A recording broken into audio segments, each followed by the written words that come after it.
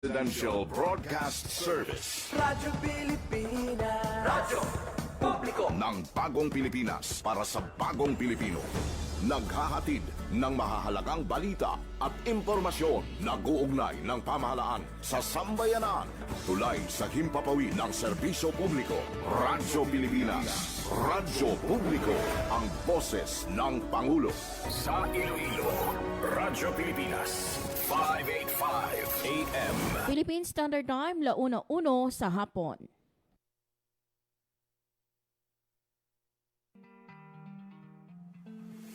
Adlaw-adlaw, Lunes tubto Biyernes, pagdulong sang mga balita, hitabo, issue kag concern, may kaangtanan sa katilingban, sa kaayuhan, pati na ang sa ikaayong lawas.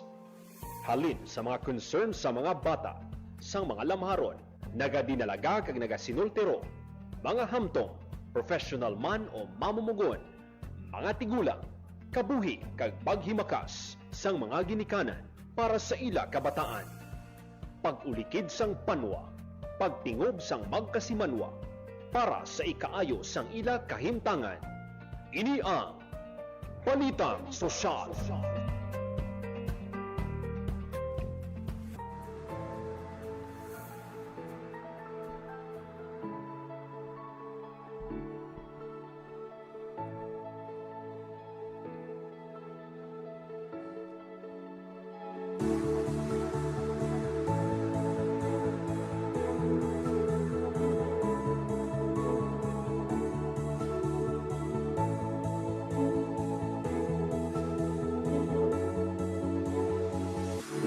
Mayong hapon Pilipinas, mayong hapon Western Visayas, mayong hapon syudad kag probinsya sang Iloilo. Good afternoon, good afternoon. Sa mga biyan ka mainit nga hapon sa inyong tanan. Mga biyan adlaw kita subong sang Lunes, Marso 2 tuig 2026. We are down sa naunang Lunes sa bulan sang Marso. Sa kinaanda na ko ang inyo alagad, Marian Grace Erenyata. And welcome mga biyan sa aton nga pagpangalagad sa programa Balita Sosyal.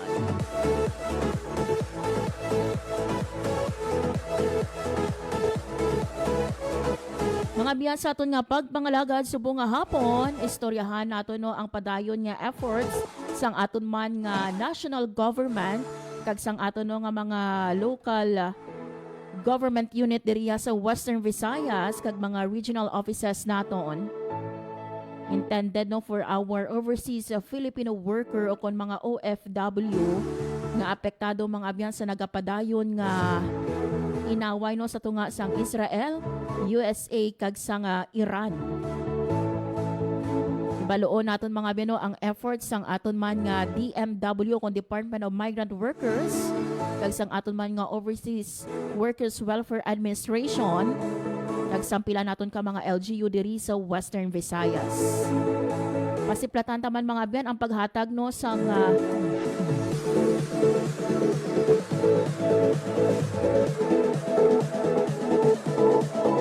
incentives sang Iloilo Provincial Government sa aton nga mga barangay diri sa probinsya sang Iloilo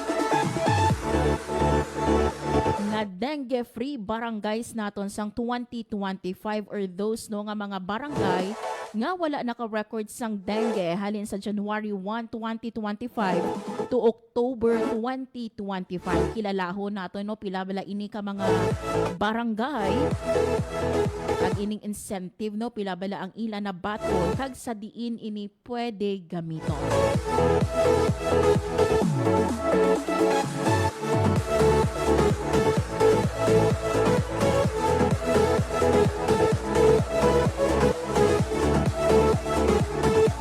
Sa dili madugay mga biyano, makaupod nato ng aton nga head sa aton man nga Provincial Employment Service Office bangod mga biyano ang aton nga Iloilo Provincial Government.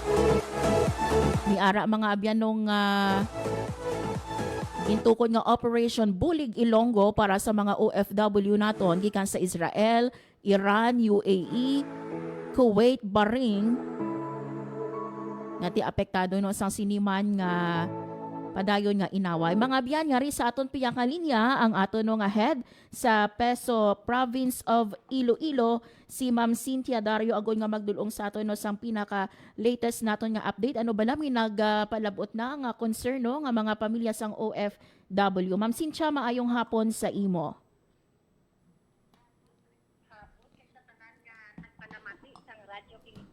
Yes.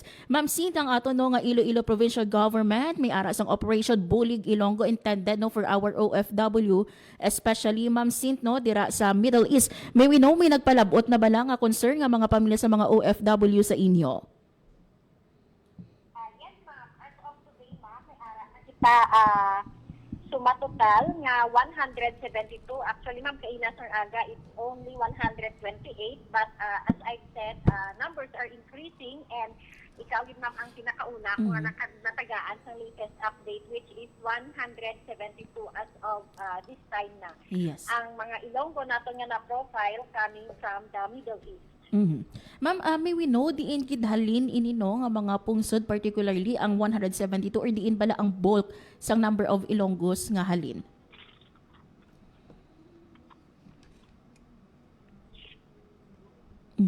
Ma'am Cint? Sige. Hello? Yes, Ma'am Cint. Yes. Ang 172 nato naghalin ini sa pungsod sang Bahrain, Israel, Saudi Arabia, Kuwait, Oman, Qatar, UAE. So amo ni ang mga pungsod nga ginhalinan sa aton nga 172. Yes. Bali, ma'am. Ang ining 172, ma'am, naghalin ini sa mga nagkalain-lain nga mga kabanwahanan no sa probinsya sang Iloilo. And ma'am, ano ang kalabanan no nga concern nga ginpalabot dira sa inyo ya nga talatapan? Ang kalabanan nga concern is nagapalabot sila nga if they are safe or unsafe, but most of them naghahambal nga ara pa man sila sa safe nga sitwasyon sa subong. And if there are unsafe, may ara kita medyo minimal lang nga figure, ma'am, na nag-declare sa ila kaugalingon being unsafe. Unsafe for the reason that malapit ini sila sa mga naval bases ng US dito, or posibleng man nga permi sila nag-experience ang kinalupok wherein malapit sa ilang nga ginaistaran. Yes. Bali ma'am, ano ini ang kakatabo no once kami magkagto dira nga pamilya o tawag nga pamilya sa inyo, ginapakig angutan ini sang aton man nga Peso Iloilo ang aton nga mga OFWs abroad? Ma'am, sa subong no, kay ang aton gobernador nagmando sa aton nga ang mahimo naton sa subong is to profile, to monitor, kag to follow up ng ilang nga sitwasyon dito. Kaya balaan pa man naton nga wala pa man sang go signal for a mandatory repatriation. But if and when may ara na sang advisory coming from the DMW for a mandatory repatriation, then those nga nag-request sa aton for repatriation, we will endorse the list sa OWA for the OWA to facilitate and for us to monitor also kung saan o ini sila pwede makapauli. And if and when, ma'am, no, ari na sila sa Pilipinas, kung mag-abot na sila, nagatabo man kita sa airport. Ginapakadto naton ini sila diri sa opisina for us to pre-assess them if they can qualify for our program. Yes. Ma'am, balikan ko lang. So, 172 naton or may nalabot kita nga mga OFWs nga luyag magpauli diri sa aton sa Pilipinas? As of this time, ma'am, ay pasang may nag-signify nga mapauli diri sa Pilipinas. All of them, naghambal nga dito lang anay sila, kay safe man generally ang ilang sitwasyon, kag naga-follow lang sila sang advisory, kay hindi man sila mismo kagwa sa ilang ginaistaran as of now. Yes. I don't know, Ma'am Cynthia, no, if you have the data, mga pila ay hanang estimated number naton of OFWs nga naga-obra o kung mga naga-istar no, dira sa Middle East? Ma'am, as of this time, hindi pa po kahatay no sang number, but ultimately sa mga sunod siguro, ma'am, nga interview naton makahatay na kita sang accurate nga data sa Yes. inyo. Yes, hambal magkani nimo, ma'am, no, as of now wala pa kita sang mandatory repatriation no sa aton nga mga OFW sa Middle East, but how ready ang aton nga Iloilo provincial government to assist no sang aton nga mga kauturan nga mga OFW in case nga magpauli diri sa aton? are ready to assist them in a manner na pwede din natin sila ma-request magkadto diri sa aton opisina. Kag hibaluon naton kung ano ang ilang nga kinahanglanon nga assistance. Of course, on top of the assistance nga ginahatag sa national government agencies, which is the DMW and the OWA. So, but nevertheless, kita ang atong gobernador nag-extend man sang assistance through the program of the Iloilo Public Employment Service Office Manager kay may ara kita ma'am nga OFMDC wherein Yes. ang tanan nga programa for the OFWs, tanan nga services for the OFWs na-lodge sa aton opisina. Yes. Of course, ma'am, no, may ara kita nga mga families ng OFW nato nga subong ginakulbaan no o ko na hindi ma-explain ang inanabatsyagan bangod man sa pag-worry no sang ilang nga mga pamilya dito sa Middle East. Any advice, Ma'am Cynthia, sa mga families ng OFW naton nga taga diri sa aton sa Iloilo Province? Yes, ma'am, that's true. In fact, ma'am, ako mismo nakabaton sa information or may mga OFW man nga nagapakig-angot sa aton, tiginakulbaan sila kay hindi Yes. mapaksan ang sitwasyon anytime from now. There are times nga tito medyo malinong, but there are times nga nagasagunto naman ang kinalupok sa mga Yes. missiles dito. So, on the part of the Iloilo Provincial Government, dapat lang nga mangin alert ang aton nga mga Ilonggo OFWs dito. Dapat masunod sila sa mga advisories nga gina-issue sa aton nga mga embahada dito to remain calm and ready git kag dapat bantayan nila ang mga emergency alerts. Kag in times of in times that they need to coordinate with us, we have our fully Ilonggo hotlines, ma'am, nga Yes. gisagwa. So they can contact us through that number. Yes. Pero pwede di sila, Ma'am Cynthia, magkagtuno personally sa aton nga peso or sa aton nga office no dira sa peso. Yes, ma'am. Pwede gid sila kakadto sa aton anytime. Kay dira ma-assist naton sila sa ilang nga kinahanglanon. Yes. And before I let you go, Ma'am Cynthia, any no nga reminders or announcement coming from Peso Iloilo nga pwede naton ipadabot sa aton nga tagpalamati subong nga hapon?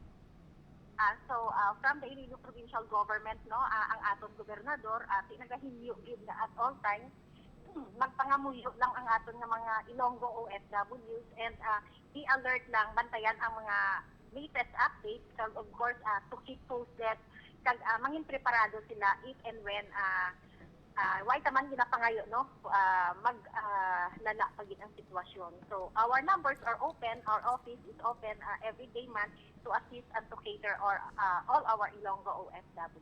Yun. With this, Ma'am Cynthia, madamo gid nga salamat no with your time and information. I know masako ikaw subong no nga hapon but still you give us your time. Madamo gid nga salamat, Ma'am Cynthia, and halong always. Yes, ma'am. Thank you so much man sa time nga ginhatag mo sa akon para nga at least maka-share man kita kag makapalapnan kag maka-inform sa aton nga mga Ilonggo OFWs dito sa Middle East. Thank you, Ma'am. God bless you.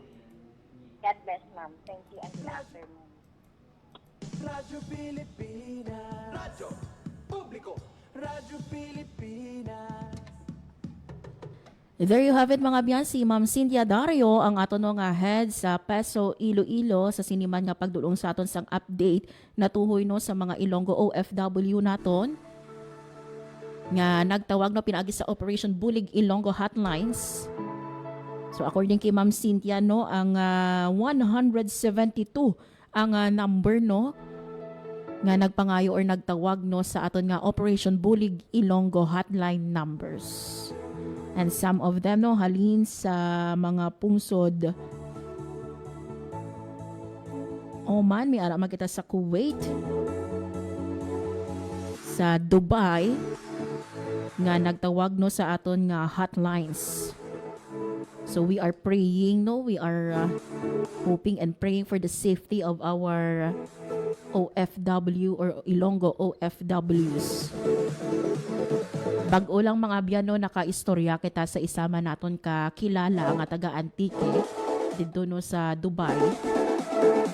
And according sa iya no kiti ining ako niya nga kilala nagaubra no sa isa ka newspaper. According sa iya, despite no nga sige ang linupok nga mabatian, despite despite no sa kakulba nga iya na batyagan padayon sa gihapon ang ila nga pag-ubra. Amo inino ang sad realities ang aton nga mga OFW. Malayo sila sa pamilya and we have seen no sang sining risgo sa ila nga kabuhi sa nagapadayon nga inaway no sa tunga sang Israel, USA kag Iran. But because no nga luyag nila nga mahatagan sang maayo nga buwas damlag ang ila nga pamilya, they have no choice kundi magpadayon sa ila nga pag-ubra. And kita no diri sa Pilipinas, kung kita no may mga families kita nga mga OFWs, sabay pa no, let's pray for them for their safety. Unfortunately, mga abyan no, may isa kita ka OFW nga napatay no bangod man sa sining nga kinagang. So antis ko mga abyan ipabati sa inyo no ang pahayag diri o confirmation sa siniman nga napatay nga OFW. Magakuha kita anay sampina naton ka latest nga weather update.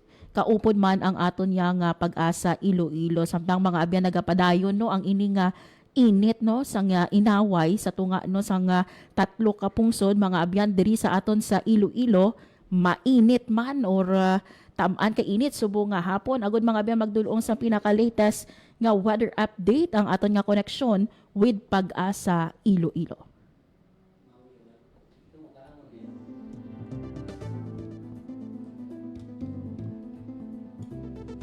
Yari mga biyan sa atong piyakalinya si Ma'am Lenore Silvestre. Ma'am Lenore, maayong hapon sa imo.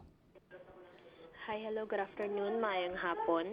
Muna yung ating latest weather update para sa sapong adlaw sa Lunes, March 2, 2026. Easterlies nag-aapekto sa bilog nga pungsod. Hindi rin naman sa Western Visayas, generally fair weather kita, pero wala man natong ginadula ang mga posibilidad sa mga isolated mga pag-ulan, pangalat kag panago o tugas ang easterlies. Mahina, tubtub makasarangan naman ang hangin naton nga magahalin sa direksyon northeast nga magadala sang makanay, tubtub makasarangan ng pagbalod sang aton kadagatan. Forecast temperature natin generally yara sa may 24 to 32 degrees Celsius. Ang adlaw nagbutlak ginang alas 6:04 sang aga kag magatunod ini alas 6 karon sa hapon. Kag ang aton nga forecasted maximum heat index ay yara sa may 41 degrees Celsius. Kagbuni ang aton latest weather update halin diri sa may Iloilo Doppler Radar Station. Ako si Lenore Silvestre, Madam Ugid nga salamat. Yes, Ma'am Lenore, you've mentioned earlier no ang projected naton nga heat index subong nga Lunes as yara sa 41 degrees Celsius. May we know as of 1 PM no pila bala ang pinakamataas na naton nga na record subong nga hapon. Well, as of 1 PM, ma'am, ang pinakataas natin nga na-record nga heat index ay nasa 36 degrees Celsius, ma'am. Mm-hmm. Kung mag 36 to 41 degrees Celsius, Ma'am Lenore, no, ano ang posible nga mabatsyagan sa mga pumuluyo nato ng anong epekto sini sa aton nga lawas? So, ang 36 degrees Celsius, ma'am, yara na sa may extreme caution category. So, posible natin ma-experiensyahan or ang epekto sinisang atin ang lawas ay heat cramps kag heat exhaustion, and then possible man ang heat stroke kung continue ang activity natin nagapabulad kita sa init. Mm-hmm. Ma'am Lenore, subong no nga bulan sang Marso, may ara bala kita no nga forecast san o bala naton ma-record ang pinakamataas nga heat index? Well, posible ma'am ang sa may April ba possible sa by April or ang sa may pinaka-peak sa ating nga dry season. Mm-hmm. Because of this, ma'am, no, 36 degrees Celsius subong nga hapon ang imo nga panugyan sa aton nga mga tagpalamati, Ma'am Lenore. Ang lang, stay hydrated kita, mag-inom kita sa madamo nga tubig, magsuksok kita sa lightweight, light-colored clothing, magdala lang kita sa ating panangga sa init. So, muna ang ating nga payong, kag or di kani ang kalo. Kag lang ang if possible hindi kita masyado magbabad sa init. Okay. With this, Ma'am Lenore, madamo nga salamat sa imong update diri sa amon sa Radyo Pilipinas Iloilo. Maayong hapon. Welcome, ma'am, kag maayong hapon at salawat. Radyo Pilipinas, Radyo Publiko, Radyo Pilipinas. There you have it mga biyan, si Engineer Lenore Silvestres ang DOST Pag-asa Iloilo sa pagtulong sa aton sa pinaka-latest nga weather update. So easterlies no ang nagaapekto sang panahon diri sa aton sa Western Visayas. And for this Monday subong nga Lunes, projected nato no nga heat index malabot sa 41 degrees Celsius. Pero as of 1 p.m., 36 degrees Celsius ang na-record sang aton nga DOST Pag-asa. Nandalas mga abyan bisan nga ti wala nato na labot or hindi malabot ining projected nga heat index naton kabay pa no nga maghalong kita, especially no sa mga may ginabatsyag dira, likawan no ang pagwa sa inyo balay between 10 a.m. to 3 p.m. Ito masakit-sakit pa na sa gihapon ang init bisan alas 3 na sa hapon. So don't forget kido mag-inom sang inyo nga tubig sa aton nga mga traffic aids no nga nagapamati subong nga hapon, mga construction workers naton, mga security guards, mga street sweeper naton, mga market vendors naton or those no nga ti ang ila obra nag-require no nga magpati alas sa init, hindi gid pagkalimtan nga mag-inom sang tubig at the same time magpahuway. Ang obra ara lang dira pero ang kabuhi naton isa lang gid.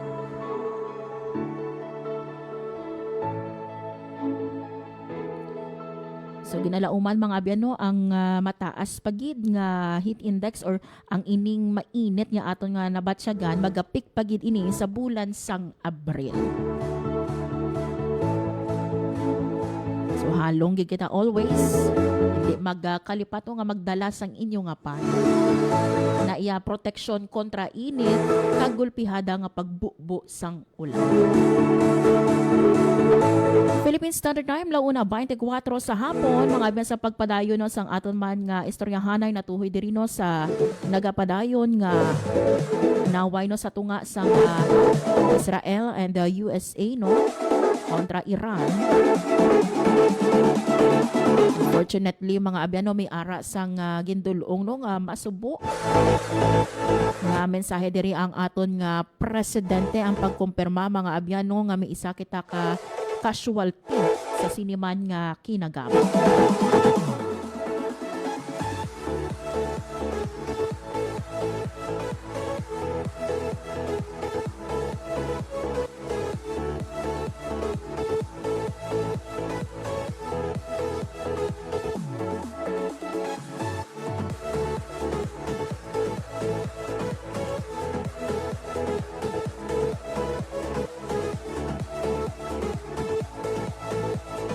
So yari bala mga biyano, pamatian naton ang ining pagpalabot na no sang pakig-unom ni Presidente Marcos sa pamilya sang OFW na nagtaliwan mga abyan dira sa Israel.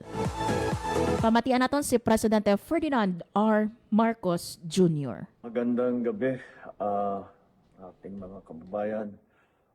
Ikanalulungkot ko na meron po tayo natanggap na report na meron na pong casualty na Pilipino dito po sa gera na nangyayari sa Middle East. Na-report po sa atin ay namatay po ang isang Mary Ann Velasquez de Vera na tigang Pangasinan. Siya po ay isang caregiver sa Israel na tinutulungan ang kanyang alaga para dalhin sa bomb shelter. Ngunit hindi na po nakaabot sa bomb shelter at inabutan na sila bago sila nakarating. Siya ay namatay dahil tinamaan ng shrapnel ng mga bumagsak na bomba. Na-identify na po siya ng kanyang asawa na isang OFW din na nagtatrabaho sa Israel. Lahat po ng tulong na kakailanganin ng kanilang pamilya ay ihahatid ng ating pamahalaan. Patuloy po ang ating pag-monitor sa kalagayan ng ating mga kababayan na nasa gitna nitong gera, patuloy pa rin sa Middle East.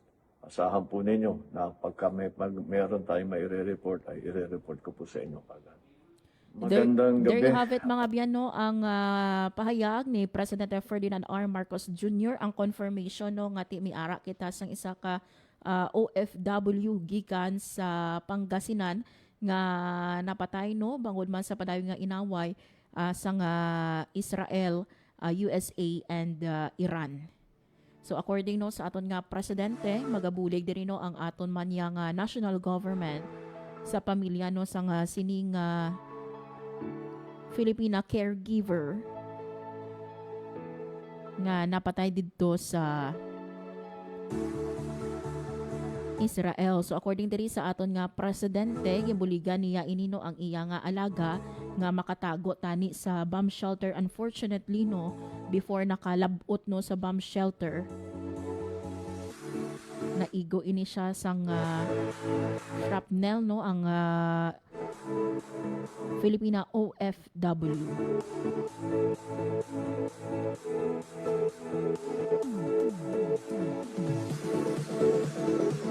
Samtang mga abyan no ang aton nga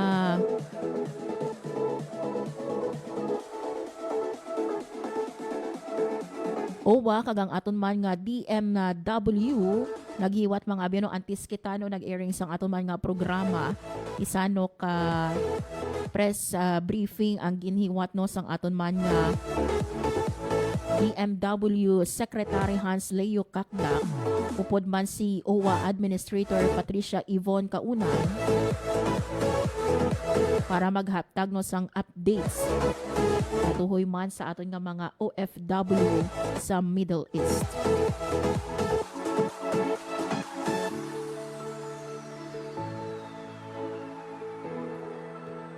So according diri no sa aton nga secretary, may ara kita mga biyano nga mga tourist no or mga Filipino nga ti na stranded sa pila ka mga airport, and at the same time yung mga OFW man kita nga nagpahayag no nga luyag nila magpauli diri sa aton sa Pilipinas.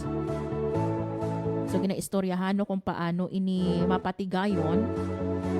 Pero mga abyan no, may ara kita sang 31 ka mga OFW nga na-stranded sa Hong Kong bangod man sa kanselado nga flights pa dulong sa Middle East.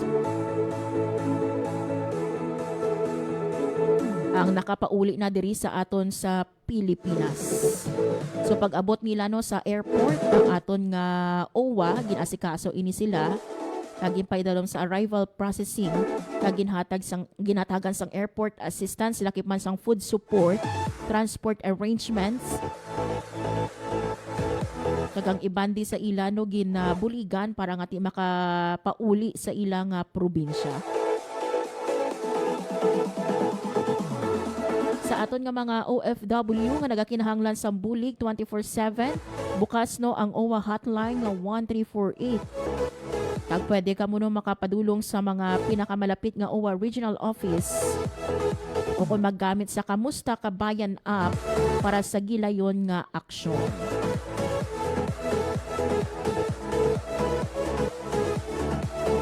So let's all together pray no for the safety sang aton nga mga OFW. Mauntat na ining inaway.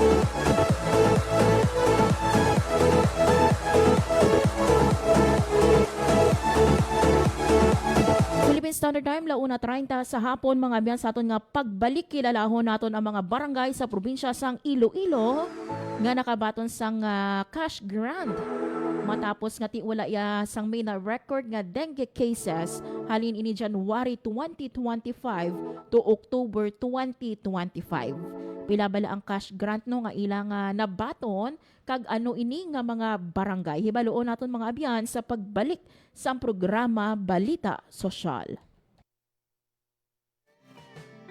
Ang pagsaulog sa National Women's Month na bugat sa pagkilala sa International Women's Day sa 8 sang Marso.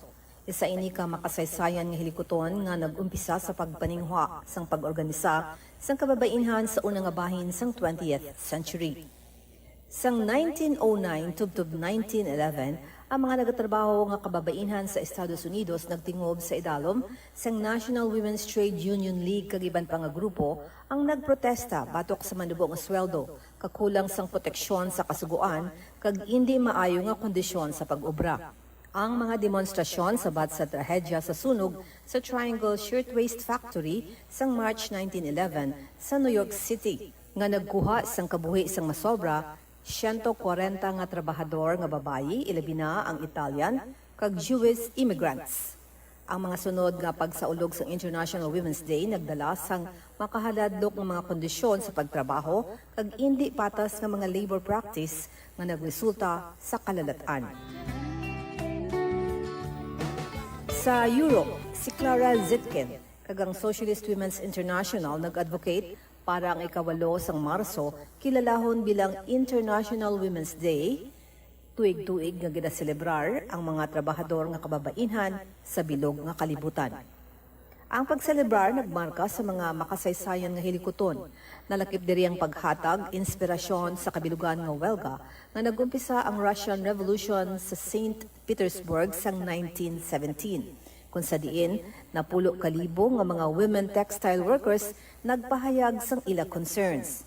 Ang International Women's Day nakakuha sang opisyal nga pagkilala sang United Nations bilang isa ka adlaw para sa ulugon ang mga kontribusyon sa kababainhan sa sosyedad sa bilog nga kalibutan.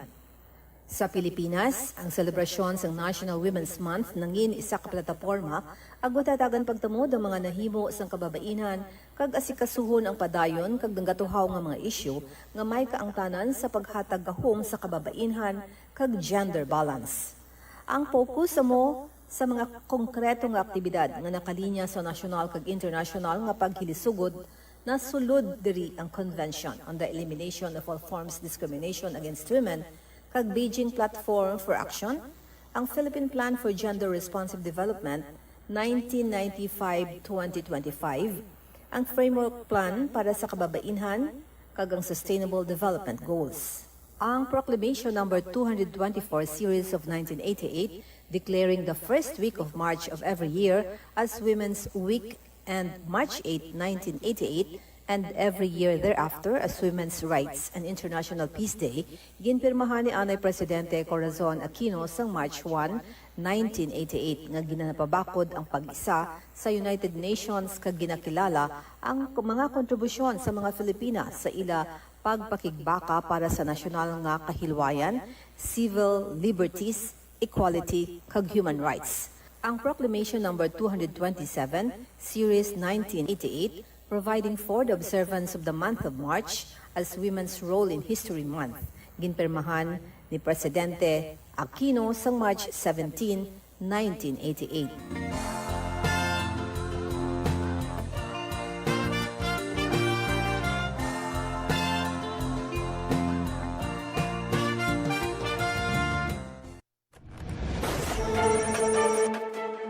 Bantayi ang mga programa sa Radyo Pilipinas Iloilo. Lunes tugtog Domingo. Radyo Pilipinas News, upod kay Janelle Baclay. Iloilo Morning, upod kay Emmy Rose Santiagudo kag Janelle Baclay. Balita, issue kag iban pa, upod kay JP Hervas. Radio Journal, upod kay Bing Pabiona. Balita Sosyal, upod kay Marian Grace Erenieta. Babae Ka, upod kay Marian Grace Erenieta. Tukil, upod kay Mary Hope Torrechante.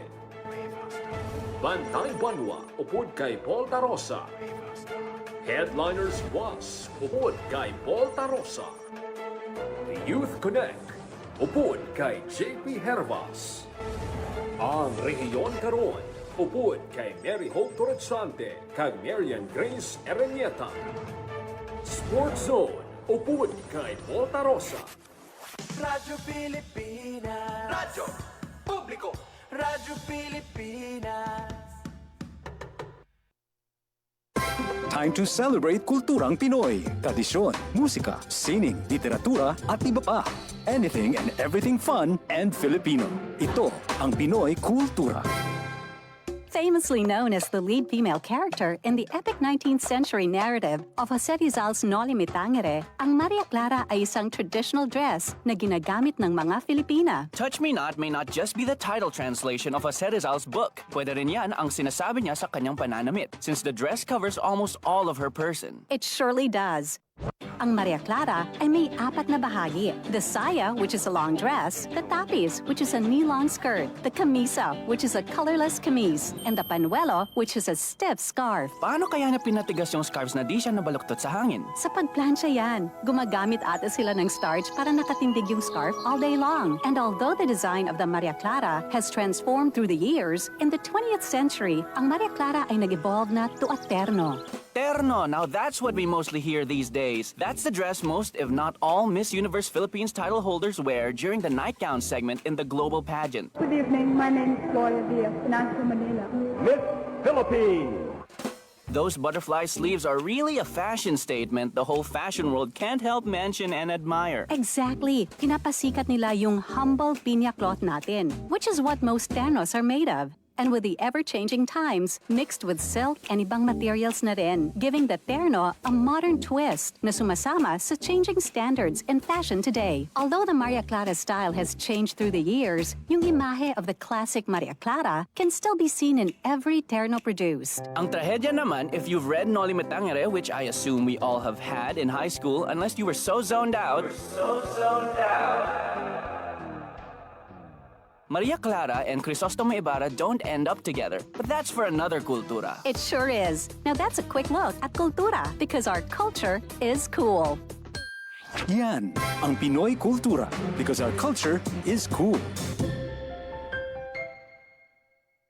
Hatid ay balita, impormasyon at sari-saring kaalaman tungkol sa sektor ng agrikultura sa ating bayan. Usapang Agrikultura kasama ang Department of Agriculture. Alamin ang mga hakbang ng administrasyon para mas mapaunlad pa ang iba't ibang industriyang agrikultural at pakinggan ang mga proyektong handog sa mamamayan upang mapalago ang kanilang mga kabuhayan. Usapang Agrikultura, Lunes hanggang Biyernes, alas 5 ng umaga, dito lang sa Radyo Pilipinas.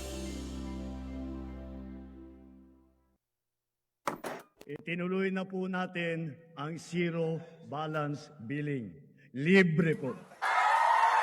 Ibig sabihin, ang serbisyo sa basic accommodation sa ating mga DOH na ospital, wala nang babayaran ang pasyente. Ang dami pong challenge, hindi po namin alam kung saan namin kukunin, ganon, nag-iisip kung paano namin mababayaran. Siyempre po, masaya, super saya po dahil na zero billing po kami. Opo, malaking po talaga, malaking tulong po. Mabilis lang din po.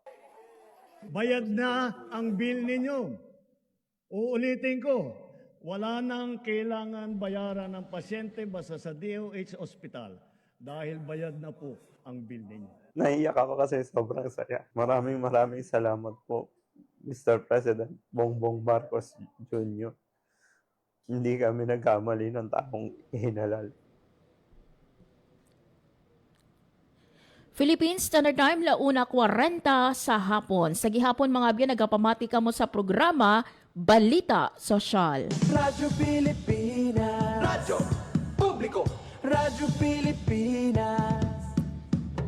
Mga biyan ang aton nga Iloilo Provincial Government impadunggan ang masobra 400 ka mga barangay diri sa probinsya sang Iloilo nga wala sang may na record nga dengue cases sang tinalikdan nga tuigo kon halin ini January to October 2025. Ano bala no ang ginhatag diri sa aton nga provincial government sa sini nga mga barangay, and at the same time no paano pagit pasang karon no sang aton man nga provincial government ang kampanya kontra dengue sa sini nga tuig. Pamatian naton mga biyan ang pahayag diri ni Dr. Maria Socorro Quinion, ang aton nga provincial health officer sa province of Iloilo. Iloilo 483 out of 1,721 barangay sa bilog nga probinsya sang Iloilo, 483 ka mga barangay sang makabaton sang tag 5,000 pesos.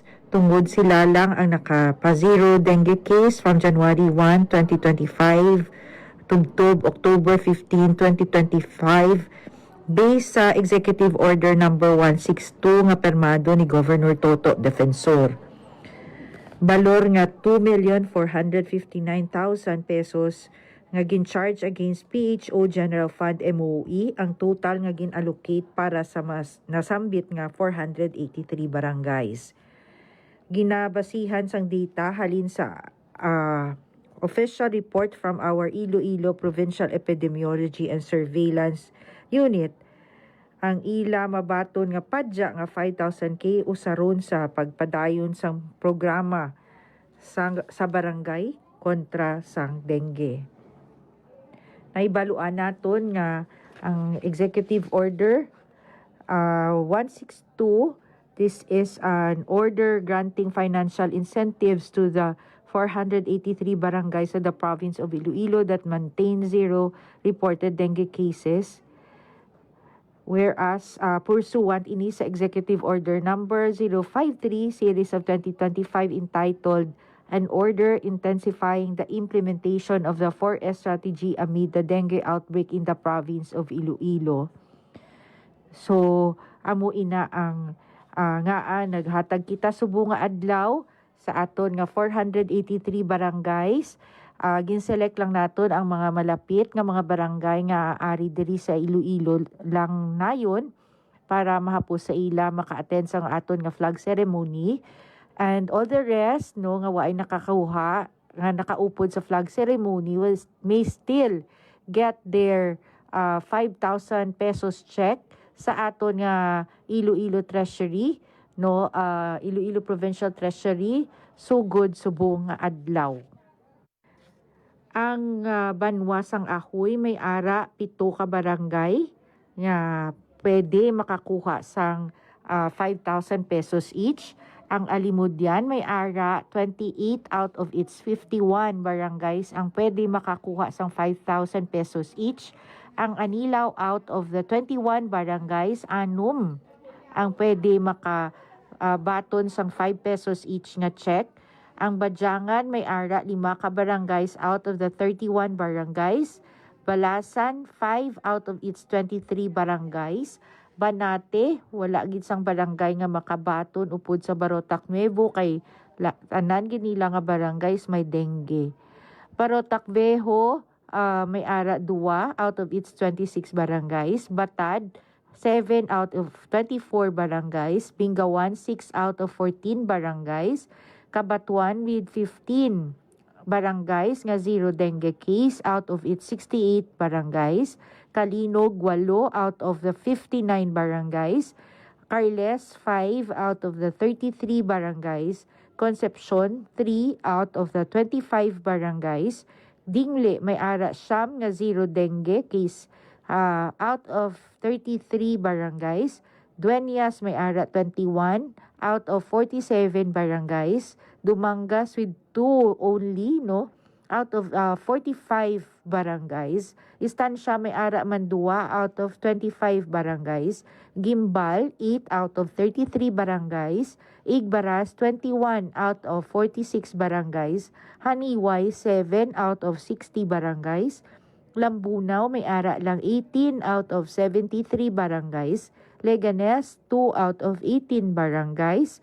Lemery 12 out of 31 barangays. Leon 27 out of 85 barangays. Maasin 10 out of 50 barangays. Miagao 74 barangays nga nag-zero dengue out of 119 barangays. Mina 3 out of 22. New Lucena 12 out of 21. Uton Isagid out of 37 barangays. Pasig City 17 out of 51 barangays. Pavia 2 out of 18 barangays. Potota 9 out of 50 barangays. San Dionisio 7 out of the 29 barangays. San Enrique 11 out of 28 barangays. 21 out of 85 barangays naman ang makabaton sang 5,000 pesos each sa San Joaquin. 6 out of 24 ka barangays naman ang halin sa San Miguel. San Rafael, wala gid sang barangay nga makabaton kay puro gid ang siyam nila ka barangay may dengue case. Santa Barbara, 23 out of 60 barangays. Sara, 6 out of the 42 barangays. Tigbawan, 18 out of the 52 barangays. Tubungan, 32 out of the 48 barangays. And Zaraga, 5 out of 24 barangays. So a total of 483 barangays out of the 1,721 barangays ang makapaton sang 5,000 pesos each. Ang cases sa dengue based sa aton Iloilo Provincial Epidemiology and Surveillance Unit may ara nga pagnubo by 65%. Sang 2025, sang same period from January 1 up to February 21, may ara kita sadto 676 cases kag may ara 6 kapatay. However, ang aton nga cases subong, as I have said, nagdubo by 65%, may galing kay may napatay na halin sa Dingle, isa ka 50 anyos nga babayi, no? Nga napatay sang February 20, no? So amo na ang ginakasubo naton, no? May ara kita clustering of cases sa barangay Salakay kag Tiring, no, sang Kabatuan. Sa Kalinog may ara kita clustering man sa poblasyon Ilaya. Ang aton nga top 5 nga may pinakadamo cases ang dengue, no, ang number 1 gid ang Kalinog, may 38 ka kaso, followed by Kabatuan with 34 cases, and third naton ang Pasig City with 12 cases, ang fourth naton ang Uton with 11 cases, kag ang Lambunaw may ara 10 ka kaso. So tanan naman ni sila nga mga munisipyo na istorya na nahambalan na, no, sang may pag-increase sang cases kag ang aton nga mga municipal health offices giyo naman, no, kay parang mapahagan-hagan ang pagsaka sang dengue sa aton nga mga kabanwahanan. Ang executive order naga-mention nga ang aton nga financial incentives shall be utilized to enhance and sustain barangay level efforts in dengue prevention and control, including but not limited to community-based vector control measures, health education campaigns, and capacity building activities. So there you have it mga biyano, ang pahayag diri ni Dr. Maria Socorro Quinion, ang aton nga Provincial Health Officer sa Province of Iloilo, sa mga nakabaton naton nga mga barangay sang cash grant halin sa provincial government. Ini sila no nga mga barangay naton ang wala sang may na record nga dengue cases halin January to October 2025. So congratulations gid no sa aton nga mga 483 barangay out of more than 1,000 na barangay, no, diri sa aton sa province of Iloilo. 483 ang nakabaton. So kabay pa no ini magaserbe no nga inspirasyon, no, more than no sa cash grant nga mabato no sang aton nga mga barangay. Kabay pa no nga ang aton nga mga barangay pasang kadon pagino ang aton nga kampanya, and at the same time masustain no ang for those nga ti wala sang may na record nga dengue cases last year. Kabay pa nga masustain no ang efforts, ang mga kampanya, ang mga ginaubra naton dira para nga for this year sa gihapon wala kita sang may na record or ma-record nga dengue cases. So ining 5,000 nga grant mga biyano sandig ini sa Executive Order number 162 series of 2025 nga gin-issue ni Iloilo Governor Arthur Officer Jr. nga nagahatag no sang cash incentive 5,000 pesos sa mga barangay nga nagapabili nga dengue free as of October 2025. Sandig ini sa record sa Provincial Epidemiology and Surveillance Unit o peso. So congratulations sa mga wala pa nakakuha, no. We still have from today, no, until March 31 sa pag-claim sang inyo yung cheque sa Provincial Treasurer's Office. Hinahanglan lang sang one valid authorized nga claimant, no, kag ang official receipt sang barangay. So only, no, ang punong barangay kag ang barangay treasurer ang authorized nga mag-claim sang cheque. For the official list, no, sa mga barangay, may ara dira mga bangim post, no, ang balita halin sa Kapitolyo nga Facebook page sang mga barangay. So pwede ninyo ma-check dira kung makabaton bala ang inyong barangay. Philippine Standard Time, 1:51 p.m. Wala na kita sang nabiling nga oras mga biyan sa aton nga pagpangalagad subong nga hapon. Thank you so much sa inyong nga pagtutok, sa mga naglisod sila radyo sa 585 at sa mga nagalantaw sa aton nga Facebook Live. Thank you so much. Salamat man kay Ma'am Cynthia Dariono, ang aton nga nakaupod kaina, ang aton nga peso head para nga maghatag no sang update sa kahimtangan sang aton nga mga OFW gikan sa probinsya sang Iloilo dito sa Middle East. And thank you man sa ako mga katuwang technical sa studio, Sir Vermore Aventura, kag sa amon transmitter, Sir Jeffrey Bitty. Una lang gid mga biyan si Marian Grace Aranyata, kag ini ang Balita Sosyal. Ito ang Presidential Broadcast Service. Radyo Pilipinas. Radyo Publiko ng bagong Pilipinas para sa bagong Pilipino. Naghahatid ng mahahalagang balita at impormasyon na guugnay ng pamahalaan sa sambayanan. Tulay sa himpapawid ng serbisyo publiko. Radyo Pilipinas. Radyo Publiko, ang boses ng Pangulo. Sa Iloilo, Radyo Pilipinas, 585 AM.